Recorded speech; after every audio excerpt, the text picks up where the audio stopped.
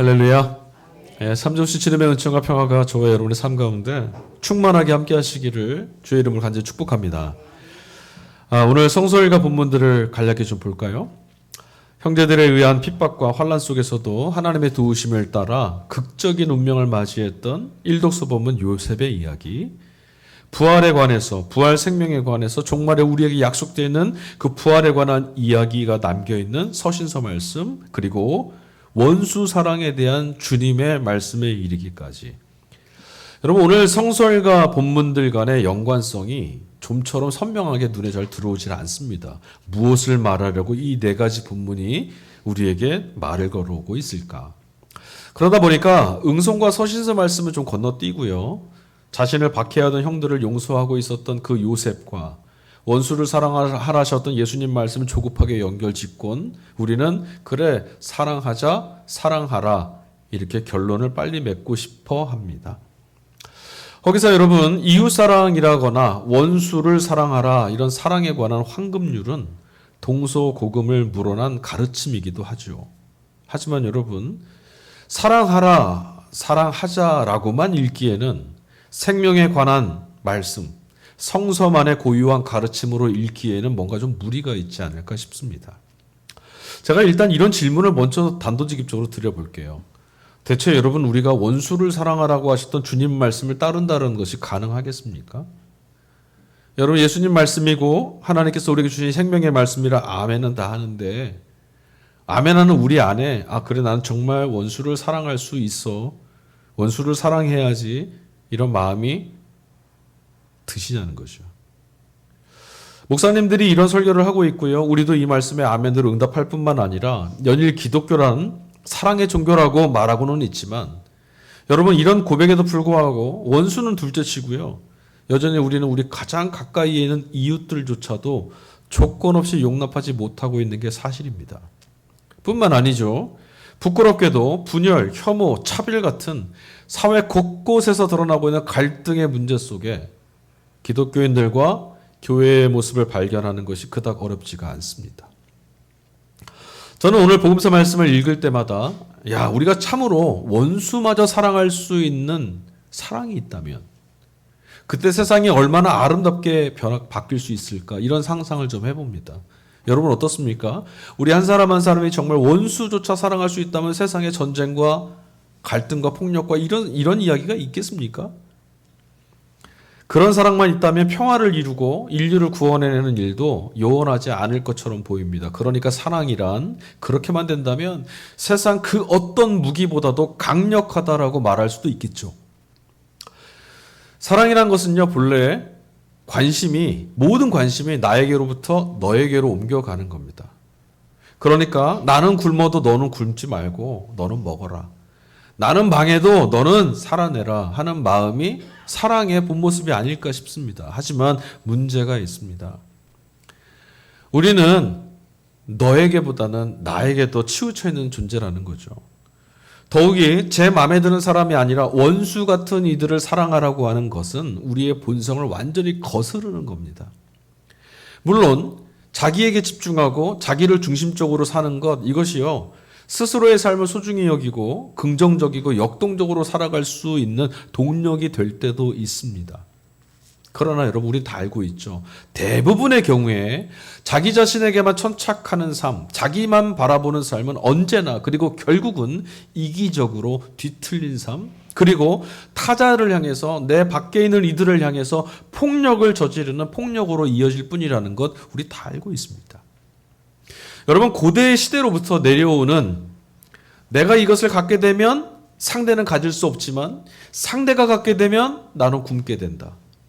이런 두려움에서 우리는 벗어나지 못하고 있습니다. 그러니까 언제나 상대방은 경쟁의 대상입니다. 저희가 잘 되면 나는 못 되고 저희가 배부르면 나는 배고파야 되고 저희가 행복하면 나는 불행해야 된다라는 이상한 신화에 우리는 갇혀 살고 있다는 거죠. 단편적으로만 생각해봐도 여러분 이것은 너무나 분명한 사실입니다. 우리 모두 다 이런 신화에 속고 기만당해서 살아갑니다. 여러분 세상의 평화를 위해서는 군축, 무기들을 줄여야만 답이 되겠죠? 그래야만 평화이지 않겠습니까? 이 사실 모르는 사람이 어디 있겠습니까? 그러나 여러분 아시다시피 세상은 대량 살상 무기를 늘리는 일에 천문학적인 돈을 쏟아붓고 있습니다. 매일매일.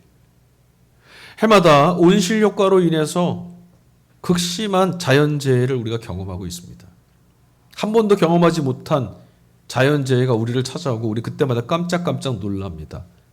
그러면서도 단 하루만이라도 에어컨 한번 다 꺼보자. 단 하루만이라도 공장의 가동을 한번 멈춰보자고 하는 환경운동가들의 외침은 공허한 메아리에 그치지 않습니까?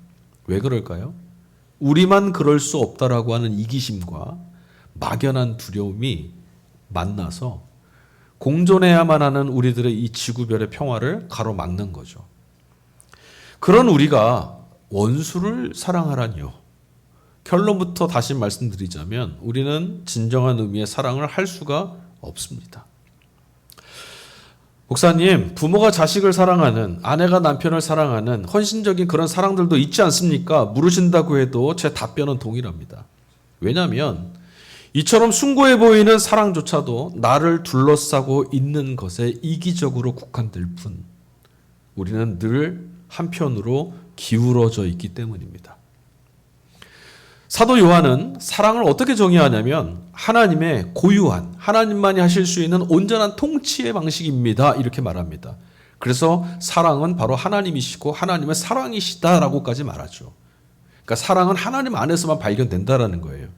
왜냐하면 앞서 말씀드렸던 것처럼 존재론적으로 우리는 사랑을 할 수 없고 그렇다면 사랑은 누가 할 수 있느냐? 하나님만 하실 수 있는 일이기 때문에 그렇습니다.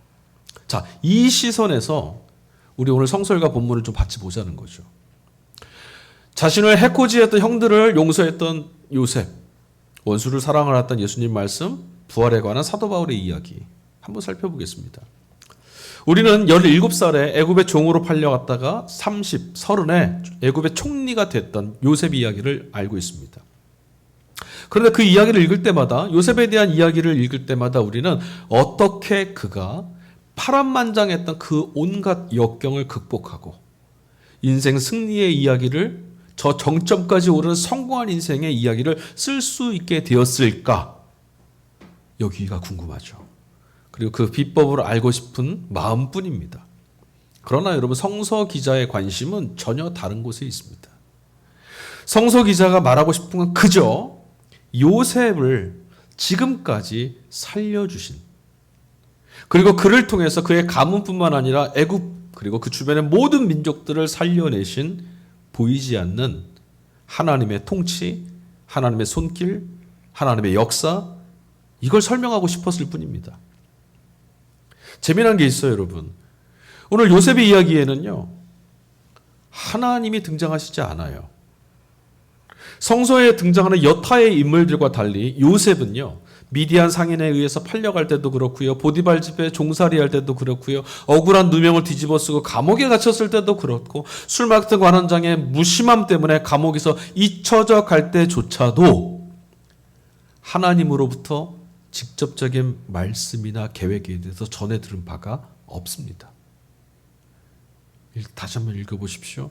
하나님이 찾아와서 요셉아 너 괜찮다. 요셉아 너 몇 년 뒤에 애굽 재상 될 거야. 걱정하지 마. 이런 말씀이 없어요. 단 한마디도. 다만 어린 시절 자신에게 놀라운 꿈을 보여주셨던 하나님께서 비록 지금 이 시간 아직도 이게 무슨 뜻인지 도대체 이 꿈이 뭘 말하려고 하는 것인지 의미가 있는지 없는지 그조차도 알 수 없지만 자신의 인생을 향한 계획과 꿈을 하나님이 가지고 계시는구나. 이 믿음 하나밖에 없었다라는 거죠. 요셉에게는. 뭔지 모르겠지만 하나님이 내게 꿈을 보이셨어요. 아, 나를 향한 하나님이 꿈을 갖고 계시는구나. 계획이 있구나. 이 믿음 말이에요. 그 기억밖에 없었어요. 그러니 여러분 오늘 본문 말씀 우리가 함께 읽었던 이 놀라운 본문의 말씀 이 사건에 이르기 전까지는 요셉 자신은요. 하나님도 하나님의 일하심도 그리고 자신의 운명이 앞으로 어떻게 흘러간지도 전혀 알 수 없었다라는 겁니다. 오늘 5절 후반절 말씀입니다. 그것은 하나님께서 형님들보다 앞서서 나를 여기에 보내셔서 우리의 목숨을 살려주시려고 그렇게 하신 것입니다. 저는 신앙이라는 것이 바로 이 한 말씀에 다 담겨 있다고 믿습니다. 하나님께서 형님들보다 앞서 나를 여기 보내셨습니다. 오늘 내가 처해 있는 일들, 경험하는 사건, 그리고 앞으로 열려질 모든 일들, 하나님께서 나를 여기까지 이끄셨고 앞으로 이끌어 가실 겁니다라고 하는 믿음. 그 믿음으로 인생을 바라보고 오늘을 내다볼 수 있는 눈을 갖는 것, 이게 신앙입니다. 마침내 요셉의 인생을 짓누르던 얽혀 있기만 했던 그 인생의 모든 문제들이 오늘 해결됐습니다. 그게 우리가 함께 읽은 오늘 본문 말씀입니다.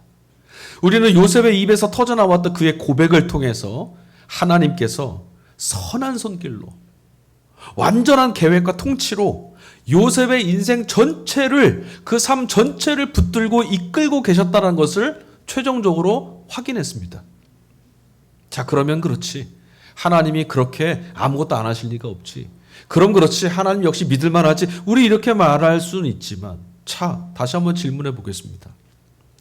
우리는 이미 성경을 통해서 다 확인했지만 과연 고난의 시간을 지내야만 했던 그 23년 동안 요셉은 언제 어떻게 하나님의 손길을, 하나님의 계획을, 하나님이 여기 계시다는 것을 실감할 수 있었을까요?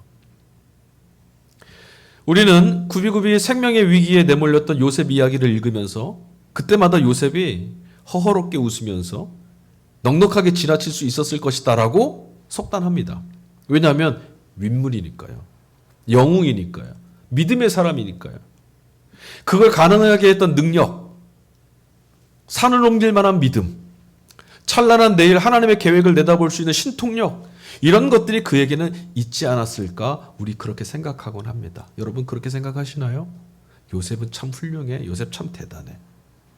그래서 우리도 삶에 어떤 문제가 찾아오고 위기가 찾아올 때마다 단박에 무엇이라도 바꿀 수 있을 만큼의 요셉처럼 또는 요셉 같은 믿음 이런 것들을 바라곤 하지 않습니까?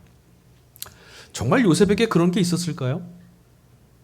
요셉이 정말 불같은 믿음으로 순간순간마다 우리가 성경을 읽을 때 봤던 그 억울함과 내일이 보이지 않는 침몰돼가는 인생 같은 그 순간순간마다 찬송하고 기뻐하고 감사하고 꿈을 꾸고 믿음의 사람답게 넉넉함을 보여주고 그렇게 했었을까요?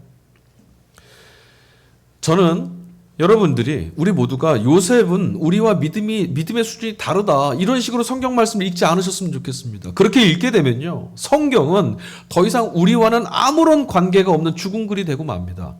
그의 얘기일 뿐, 저 사람의 얘기일 뿐이죠. 우리는 그런 믿음이 없지 않습니까? 여러분 믿음이라는 것은요 불신이, 두려움이, 염려가, 근심이 갑작스레 확신이 되고 슬픈 마음에 갑자기 기쁨이 막 차오르고 부족함의 자리가 다 메꿔지는 마술 같은 능력이 아닙니다. 저는 본문의 이야기 안에서 우리가 미처 읽지 못하고 지나쳐버리는 생략된 단어 하나를 좀 주목했으면 좋겠습니다. 오늘 읽은 창세기 45장에 나와 있는 이 사건 전체를 연결하는 그 이전까지 23년간 요셉이 경험했던 그 숱한 고난과 인고의 시간들을 여기로 전환할 때 쓰여진 단어가 하나 있는데요. 마침내라는 단어입니다. 오늘 이 시간이 오기 전까지 비록 요셉 자신이 아니라고 하더라도 다른 모든 사람들에게 있어서 요셉이 살아가고 있던 그의 인생은요 비참한 뿐입니다. 그렇지 않아요? 어떻게 저렇게 비참한 인생이 있습니까? 어쩜 저렇게 억울한 인생이 있습니까? 어쩜 저렇게 이 나락에 떨어져도 저렇게까지 떨어질 수가 있겠습니까? 그렇지 않습니까? 여러분 요셉의 이야기를 읽으면서 야 아름다운 해피엔딩이야 이렇게 읽으실 수 있어요? 저는 이 한 사람의 운명이 이렇게까지 내동댕이 쳐진다는 게 정말 처참한 것 같아요. 하지만 이제는 요셉의 인생 안에 어릴 적 그가 꾸었던 그 꿈이 자라나고 있었구나. 이걸 우리 모두 알게 됩니다. 요셉 자신의 말처럼 그의 인생 전체가 실은 목숨을 살리기 위한, 생명을 살려내기 위한 하나님의 크신 계획 안에 있었다라는 것 말입니다. 이게 우리가 안 보이니까. 그렇죠? 이게 보여야 되는데 말이죠. 그러나 우리가 명심해야 될 것이 있습니다. 다시 말씀드리지만 이 모든 것은 지난 23년 동안 전혀 보이질 않았습니다. 지금 마침내 여기에 이르러서야 드러난 사실이라는 겁니다. 시간이 지나서야 비로소 이만큼 보이게 된 겁니다. 이게 믿음이죠. 그래서 믿음이 필요한 겁니다. 여러분, 자그마한 화분에 우리가 씨앗 하나를 하나 심었다고 생각을 해보죠. 물을 주고 볕을 쬐주고 양분을 주고 정성을 다해서 우리가 돌본다고 생각해 봅시다. 조바심만으로 우리가 그것을 자라나게 할 수 있습니까? 우리가 물을 많이 주면 자라나나요? 저희 교회에서 몇 차례 화분을 죽인 적이 있어요. 다 이 꽃 하나 살려보겠다는 정성과 애정과 사랑과 열정이 있어서 죽었어요. 왜 죽었냐? 보는 사람마다 물 한 번 줬어요. 썩었어요. 빨리빨리 자라나라고 양분 많이 주면 어떻게 될까요? 그럼 하루, 이틀, 사흘 빨리 열매를 맺고 빨리 결실하나요? 우리의 조바심, 우리의 열심으로는 생명은 자라나게 할 수 없어요. 시간이 지나기 전까지는 그저 아무 일도 없고요. 아무것도 없는 것처럼 보이는 거예요. 여기서 핵심은 뭐죠? 시간이 지나기 전까지는. 이게 우리를 어렵게 하죠. 하지만 여러분, 그 안에 생명이 담겨 있다라고 하는 이것이 드러나는 건 무엇 때문이냐? 다시 말씀드리지만 시간 때문입니다. 우리도 그러지 않았습니까? 죽을 것만 같아서 밤을 지새우고 몸부림치고 울부짖었던 그 인고의 시간이 이렇게 끝날 것 같았던 그 시간이 지나고 어느 순간 지나왔구나. 혹은 그래도 괜찮았던 거구나. 이럴 때 있지 않습니까? 상처를 보듬어주고 낫게 하는 건요, 말이 아니고요, 우리의 방법이 아닙니다. 시간입니다. 그토록 유독 시간을 지나서야만 길을 올릴 수 있는 대표적인 게 뭐냐? 생명이라는 거죠. 생명은요, 마술 같은 걸로 얻을 수 없습니다. 그래서 여러분, 성경을 유익 있게 읽어보시면, 성경을 전체를 통으로 쫙 읽어보시면요, 하나님께서 이 땅을 통치하시고 전능자로서 자신을 드러내시는 수단과 계시의 방식과 능력이 무엇이라고 가르쳐주냐면 시간과 역사라고 가르쳐줍니다. 예를 들어볼까요? 400년간 노예로 전락해버렸던 히브리 백성들을 구원해내기 위해서 마치 신이라도 된 것처럼 우쭐거리던 바로와 영원의 해가 지지 않을 것만 같던 그의 제국 애굽을 무너뜨렸던 것은 무엇입니까? 강대국들에 의해서 무너졌습니까? 상황이 그랬고 여건이 그랬습니까? 애굽 사람들뿐만 아니라 히브리 사람들, 성경에 나오는 출애굽한 출애굽 백성들에 이르기까지 당대의 누구라도 그들이 애굽으로부터 탈출할 그날이 올 것을 예상했던 사람은 아무도 없었습니다. 그렇지만 결국은 시간 앞에서 애굽의 권세라는 것이 얼마나 속절없었던 것인지가 드러났죠. 애굽은 망했습니다. 세계사를 주름잡고 있었던 제국들 모두 다 똑같습니다. 시간 앞에서는 속절이 무너져 나갔습니다. 그래서 성경이 말하는 푸른 마르고 꽃은 시드나, 맞습니다. 세상 모든 건 다 사라집니다. 그리고 여러분, 이건 과거에 옛날에는 그럴 수 있지, 그런 이야기 아닙니다. 고구려, 조선 몇백 년, 500년씩 해도 옛날이니까 망하는 거지. 여러분, 아마도 지금 우리 중에 저와 여러분 안에 미국, 중국, 러시아 같은 나라들이 내일 망할지도 몰라. 그들의 내일을 의심하는 분은 아마 없을 겁니다. 세계 초인류 국가들이 아무리 그런 나라가 망하겠어, 영원할 것처럼 생각합니다. 하지만 여러분, 시간 앞에서 절대적이고 영원한 것은 세상에 아무것도 없습니다. 아무리 자랑해도 소용없습니다. 심지어는요, 하늘에 떠 있는 태양도, 그리고 저와 여러분이 살고 있는 이 지구도 언젠가는 시간 앞에서 속절없이 백기를 들고 사라지고 말 겁니다. 그러니 여러분, 우리 인생이란 것은 더 말해 뭐 하겠습니까? 그런데도 다들 영원히 살 것처럼 하늘 높이 자신의 소유와 명성을 자꾸 쌓아 올리는 일에만 우리 몰두합니다. 생명에 관심이 없습니다. 곧 사라질 건데. 하지만 시간 앞에서 인생이란 것이 무너진 바벨탑처럼 결국은 한 줌의 흙으로 드러난다는 것이 우리 앞서 살아간 모든 이들의 증언 아닙니까? 그러니 시간을 다스리시는, 시간으로 역사하시는, 시간을 무기 삼으시는 하나님 앞에서 누가 큰 소리 칠 수 있겠습니까? 하나님이 뭘 하실 수 있습니까? 세상이 저런데요. 악인들이 이런데요. 하나님은 시간을 갖고 통치합니다. 그런 시간을 들여다보면 누가 더 센지 알 수 있습니다. 자, 이제 원수사랑에 대한 복음서 말씀을 연결해 봐야죠. 이 말씀을 연결함으로 설교를 마치려고 하는데요.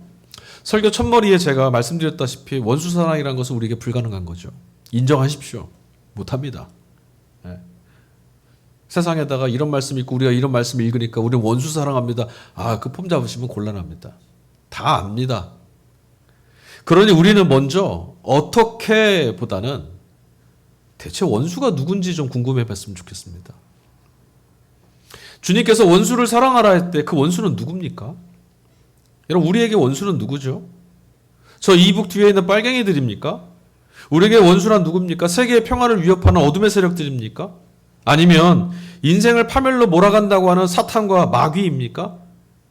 저는 예수님의 말씀에서 지금 언급하고 있는 원수란 우리가 그동안 나와 함께 할 수 없다고 밀쳐냈던 모든 타자들이라고 생각합니다. 내 안에 함께 용납할 수 없어서 내몰았던 이들이 우리의 원수입니다. 우리가 그들을 원수로 만들었습니다. 왜 그렇습니까?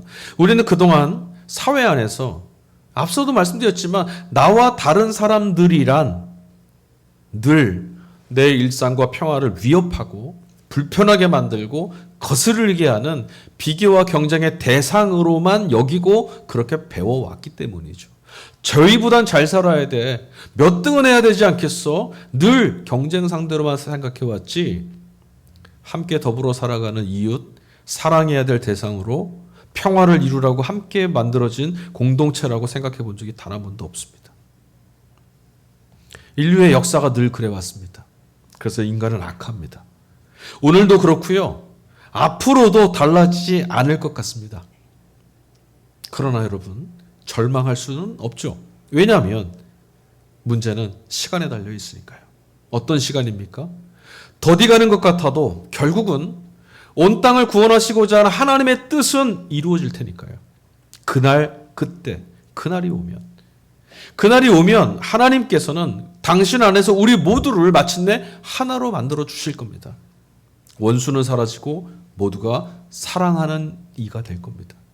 두 번째, 주목해야 될 것이 뭐냐면 부담스러웠잖아요. 사실 원수를 사랑하라 이 말씀 여러분 부담스럽지 않으셨어요? 이런 말씀만 살짝 좀 지우면 주님이 이 말씀만 안 하셨으면 그래도 내가 이 정도는 사랑하는데 라고 좀 명함을 내밀 수가 있는데 원수를 사랑하라 너무 부담스러웠단 말이에요. 여러분 이 말씀을 주님이 지금 누구에게 하신 겁니까? 원수를 사랑하라 누구 들으라고 하신 말씀이죠? 오늘 6장 27절 상반절입니다. 그러나 내 말을 듣고 있는 너희에게 내가 말한다. 그러니까 이 말씀에 직접적으로 구속받는 건 너희예요. 그 너희가 누구냐? 하나님께서 시간과 역사를 통치하시는 주권자이심을 또한 그 놀라운 통치가 예수 그리스도의 십자가와 부활을 통해서 드러났다라는 것을 그리고 뿐만 아니라 앞으로 그분을 통해서 가려워져 있고 감추어져 있던 그 모든 것들이 마침내 온전히 완성되고 드러날 그 시간이 오고 있음을 믿었던 예수의 사람들, 예수를 따르는 제자들인 거죠. 저와 여러분입니다. 오늘 말씀에 따르면 주님의 제자들에게 요구받는 삶이란 것은 분명합니다. 저와 여러분들에게 주님께서 요구하는 삶 말이죠. 그게 뭡니까? 사회나 공동체 세상 안에서 차별과 소외로 내몰려 있는 모든 타자들을 기꺼이 한 운명 공동체, 하나님의 자녀, 하나님 백성으로 받아들일 수 있는 원수 사랑하는 일, 그게 우리에게 부름받은 소명입니다. 저와 여러분들에게 하나님께서 바라시는 소명이 이거라고요. 교회를 몇 개 세우고 땅끝까지 깃발을 어떻게 꽂을 거냐가 아닙니다. 원수되어 있는 이들을 없애는 겁니다. 어떻게 해요? 제거해서 없애는 게 아니라 사랑하는 자 되게 하여서. 누가 하면 됩니까? 우리가 사랑하면 됩니다. 그럼 원수는 사라지는 거지 않습니까? 마태복음 5장 9절, 평화를 이루는 사람은 복이 있다. 하나님이 그들을 자기의 자녀라 부르실 것이기 때문이다. 예수님은 늘 똑같은 말씀을 하셨어요. 평화를 이루는 일, 하나님의 자녀가 되는 것은 원수와도 하나가 될 수 있는 주님의 사랑 안에 거할 때만 가능한 일이죠. 오늘 우리는 주님 안에 거하거나 주님의 능력에 잇대어 살아간다는 것이 시간을 통해서 일하시는 하나님을 신뢰할 때만 가능하다는 사실을 기억해야 합니다. 시간을 통해서만 우리는 하나님을 볼 수 있고 시간에 잇대서만 하나님의 역사를 경험할 수 있습니다. 여러분, 우리가 성경을 읽고 하나님 말씀을 듣는다라는 것, 그게 뭐 하는 건지 아십니까? 역사를 통해서 찾아오시는, 우리 인생을 통해서 찾아오시는 하나님의 이야기를 듣는 겁니다. 역사를 통해, 우리 인생 전체를 통해서요. 그러나 여러분, 어느 점에 멈추어서 하나님이 어디 계십니까? 요셉이 겪어왔던 23년 중에 어느 시간쯤에 멈추어서 여기 하나님이 어디 있냐고 따져 물으신다면 우리는 하나님 신앙을 하는 게 아닙니다. 하나님은 그렇게 보이질 않아요. 23년을 지나고 나서 보면 하나님이 계심이 분명한데 그 점에서는 안 보여요. 그래서 시간과 역사, 인생 전체를 아울러 통치하시는 하나님이에요. 그러니까 믿는 이들이라면, 저와 여러분 성도들은요, 더욱이 역사를 통해서만 배워야 하고, 역사를 통해 배운다는 것은 무엇을 또 말하냐? 오늘의 삶, 오늘 저와 여러분들이 지나치고 있는 이 하루하루를 허투루 여기지 않는 거예요. 소중히 간직하는 거죠.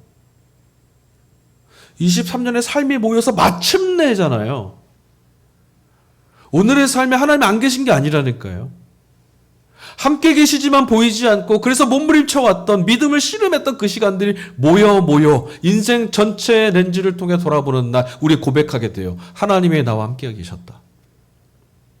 우리 그 이야기를 기대하고 있고 그 이야기의 완성을 향해서 달려가고 있는 거예요. 오늘 여기에서 나 하나님 만났습니다, 이 얘기를 하려고 예수 믿는 게 아니라 우리의 인생과 역사 전체를 구원받은 하나님 나라에서 발견하려는 그 목적과 뜻을 향해서 달려가고 있지 않습니까? 이야기의 마침표를 찍고 싶지 않으세요? 그러므로 여러분, 시간의 지남에 따라서 자꾸만 잊혀진다라는 것, 자꾸만 잊으려고 한다는 것은 하나님을 주목하지 않은 결과라고밖에 말할 수 없습니다. 성경은 끊임없이 기억 싸움이에요. 여러분, 성경에 보면, 구약 성경을 읽으시면 항상 이렇게 하나님을 소개하죠. 아브라함과 이삭과 야곱의 하나님, 아브라함과 이삭과 야곱과 너희 조상들의 하나님. 왜 계속 그 앞에 얘기를 하죠? 역사 속에 하나님은 거기 같이 계셨다라는 거예요. 그러니 지금 이 말을 듣는 너의 삶도 그 역사 안에 있다면 하나님은 너의 삶에도 같이 계신다. 이스라엘은 지금도 그 이야기를 받아들이고 살아요. 우리가 지금 헤매고 있고 넘어져 있고 상처 입어도 우리는 어딜 바라보느냐? 이 역사를 완성하시고 시간을 이끌어 가셔서 마침내 그 일들 속에 자신을 드러내는 하나님을 보며 산다는 거죠. 여러분, 그동안 우리 사회에서는요, 크고 작은 사건과 참사들이 있었어요. 그 안에서 희생당한 이들도 너무 많았습니다. 그런데 그 안에서요, 그런 기억, 그 사건에 대한 기억을 부정하고 잊혀짐을 강요했던 어리석고 악한 무리들이 참 많았어요. 그만해라. 신앙인이라면 이방인들처럼 어떤 새로운 것이나 뾰족한 비법 같은 거 배우려 들거나 도덕 윤리적인 경건, 그런 척하고 오늘을 보여줄 이것 말고 쉽게 잊혀지고 마는 이 망각, 하나님의 은혜를 잊고 하나님의 통치를 잊고 어저께까지 함께 하셨던 하나님께서 동행하셨던 삶의 기억들을 잊어버리는 이 망각과 싸워야 되지 않겠습니까? 우리가 싸워야 될 싸움이 어디 있다고요? 기억해내는 싸움하는 거예요. 하늘에서 뭔가 뚝 하고 떨어지고요, 하루아침에 신앙이 성장하기를 바란다는 것은 모든 것을 하나님 탓만 하고 있는 못난 습성을 드러내는 것과 똑같은 말이에요. 하나님은 지금도 우리의 시간 안에 함께 계시고 우리의 시간 안에 함께 울기도 하시고, 우리의 시간 안에 함께 웃기도 하시고, 우리의 시간 안에 함께 잠시 머물기도 하시고, 멈춰서기도 하고, 뛰기도 하고, 함께 걷고 계시고 일하고 계세요. 말씀을 통해서 배우는 이 사실, 성경을 통해서 우리는 역사 전체를 통해서 하나님은 언제나 우리와 함께 계시다, 이 사실을 가슴에 새기고 기억하고 끄집어내어서 오늘 살아가는 겁니다. 마침내 드러나는 그날까지. 그래야 어둠에 휘둘리지 않고 살아갈 수 있는 겁니다.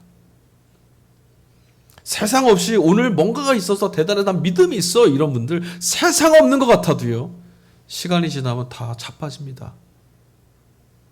너무 많이 보지 않습니까? 우리는 어떻습니까? 우리 믿음의 근거뿐만 아니라 기독교 신앙의 이 모든 것들이 가능하도록 만드는 핵심이 뭐냐? 시간으로 역사하시고 통치하시고 드러내고 완성하시는 하나님 통치, 여기에 의존되어 있어요. 그래서 우리는 종말을 말하는 거예요. 두고 봐라. 하나님의 시간이 열릴 것이다. 다만 그날이 오기 전까지 우리에게는 선택이 있죠. 믿음으로 하나님 편에 하나님이 가지고 이루실 날들을 바라보며 살 거냐, 아니면 그런 날은 없을 거라고 외면하면서 살 거냐, 우리 선택할 수 있습니다. 자유입니다. 다만 선택의 결과는 너무나 분명해질 겁니다. 고린도전서 15장 42절, 죽은 사람들의 부활도 이와 같습니다. 썩을 것으로 심는데 썩지 않을 것으로 살아납니다. 비록 썩어 없어질 것을, 또 썩어 없어질 것들 안에서 썩어 없어지는 것처럼 살아가고 있는 우리이지만, 그럼에도 불구하고 사도 바울은 예수 그리스도 안에서 믿음으로 살아가는 자들이라면 반드시 썩지 아니할 부활을 거두게 될 거라고 말하고 있습니다. 비록 오늘이 작고 여리고 볼품없고 상처 입고 깨어지고 잊혀지고 있더라도 괜찮답니다. 하나님을 믿는 이들에게 오늘은 아직 모두 드러나지 않은 내일의 그림자일 뿐입니다. 아직은 움이 돋지 않았을 뿐이고, 아직은 흙을 뚫고 싹이 돋아나지 않았을 뿐입니다. 하나님은 시간을 통해서 일하시는 분이시기 때문에 그가 가져다 주실 내일은 오롯이 하나님 자신에게만 속해 있을 뿐, 결코 우리의 절망 또는 세상의 기만, 이런 것들에 의해서 깨어지거나 사라지지 않습니다. 자비와 사랑, 그리고 하나님의 성품을 닮으라고 했던 오늘의 말씀들, 그리고 부활에 관한 신앙, 하나님의 역사를 기대하고 그 날, 우리 안에서 이 큰 일을 이루실 그 날을 바라보는 이들에게만 주어지는 약속입니다. 더욱이 썩지 않을 영광을 거두게 되는 그날까지 주님이 우리와 함께 하시겠다라고 약속해 주시지 않았습니까? 그래서 주님을 향한 신뢰와 믿음 안에 있는 그리스도인들은, 우리들은 본성을 거스르며 오늘도 원수를 사랑하고 용납하는 평화를 이루는 걸음에 동참하며 살아갈 수 있는 겁니다. 비록 지금은 아니더라도. 우리는 원수로 내몰려 있는 모든 이들이 사랑 안에 용납되는 그날, 하나님의 평화와 완성된 구원의 날, 그날을 향해서 그 내일의 부름을 받은 주님의 사람들이라고 하는 사실을 여러분은 잊지 마시고 꼭 기억하시기를.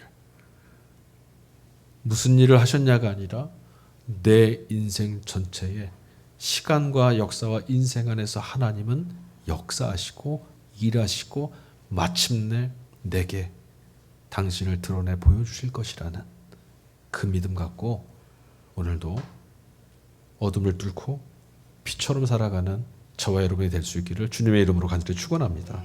아멘. 우리가 찬양하겠습니다.